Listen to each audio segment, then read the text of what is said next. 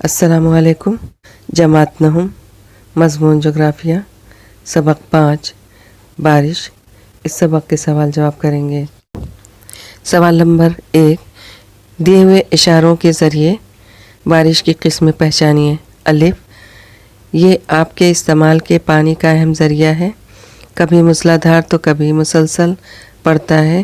بھارت کی زیادہ تر زراعت اسی پر منحصر ہے. جواب اس میں آئے گا بارش. ب، پانی کے باریک ذرات آب و ہوا میں تیرنے کا تجربہ ہوتا ہے.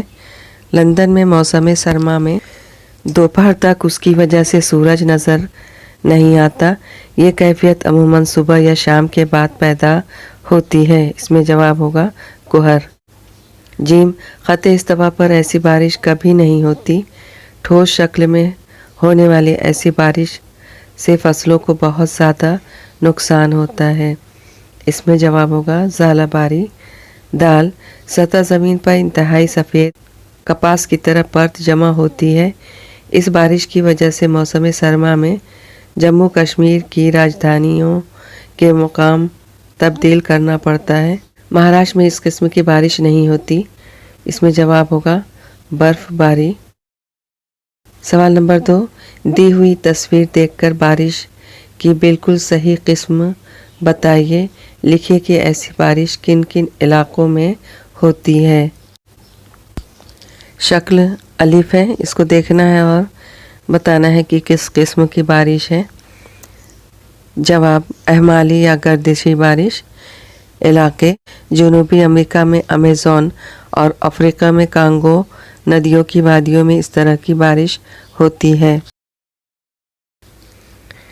ب، اس میں بھی پہچاننا ہے کہ کون سی بارش ہے. جواب مزاحمتی بارش. علاقے، بھارت میں ہونے والی مانسونی بارش مزاحمتی بارش ہوتی ہے. جیم، جواب گرد بادی بارش. علاقے، منطقہ متعدلہ کے خطوں میں گرد بادی بارش ہوتی ہے. سوال نمبر 3، درج بالا شکلوں کا مشاہدہ کر کے سوالوں کے جواب لکھیے. الف، شکل ب میں ٹیلے کی کس جانب زیادہ بارش ہو رہی ہے. جواب شکل ب میں پہاڑی ہواؤں کی سمت میں زیادہ بارش ہو رہی ہے. ب، شکل ب میں سہ بارہ کا علاقہ بتا کر اسے نام دیجیے. یہ شکل ب ہے اور یہ علاقہ سہ بارہ کا علاقہ ہے. یہاں پر لکھیں گے سہ بارہ کا علاقہ. جیم، شکل الف اور شکل جیم کے درمیان فرق بتائیے. جواب شکل الف اہمالی یا گردشی بارش کی شکل ہے. اس طرح کی بارش استوائی علاقوں میں زیادہ ہوتی ہے. شکل جیم گرد بادی بارش کی شکل ہے. اس طرح کی بارش منطقہ متعدلہ کے علاقوں میں زیادہ ہوتی ہے. دال، طوفانی ہواؤں اور سیلاب کا تعلق کس بارش سے ہے.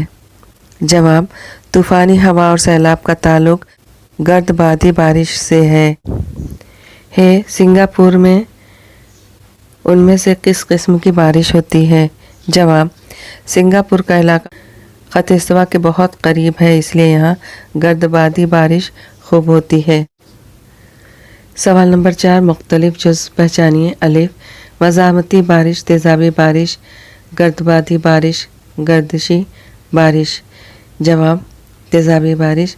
ب، برف باری بارش، ژالہ باری، شبنم کے قطرے. جواب شبنم کے قطرے. جیم، تھرمامیٹر، بارش پیما، ہوا پیما، پیمائشی استوانہ. جواب پیمائشی استوانہ. سوال نمبر 5، مختصراً جواب لکھیے. الف، زمین پر کن قسموں کی بارش ہوتی ہے. جواب زمین پر اہمالی، مزاحمتی اور گرد بادی قسموں کی بارش ہوتی ہے.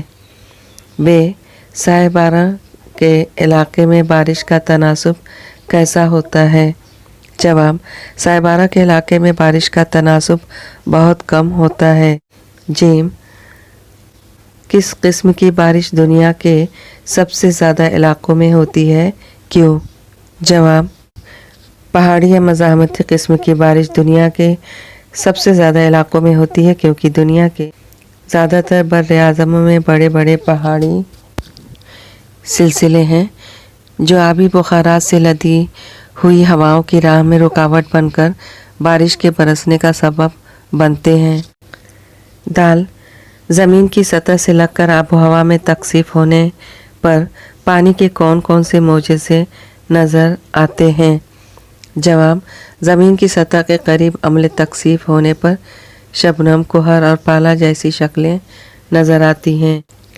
है, बारिश नापते वक्त किन बातों का ख्याल रखना चाहिए? जवाब, बारिश की पैमाइश करते वक्त मंदरजा झेल बातों का ख्याल रखना चाहिए। नंबर 1, बारिश पैमा को खुले मैदान, खुले आसमान के नीचे रखना चाहिए। नंबर 2, बारिश पैमा को मैदान में 30 सेंटीमीटर ऊंचे चबूतरे पर रखना चाहिए।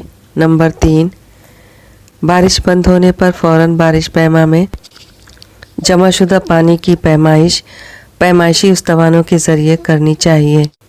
सवाल नंबर 6, फ़र्क वाज़े कीजिए। अलिफ, शबनम के कतरे और पाला। जवाब, इसके लिए 2 कॉलम बनाएंगे।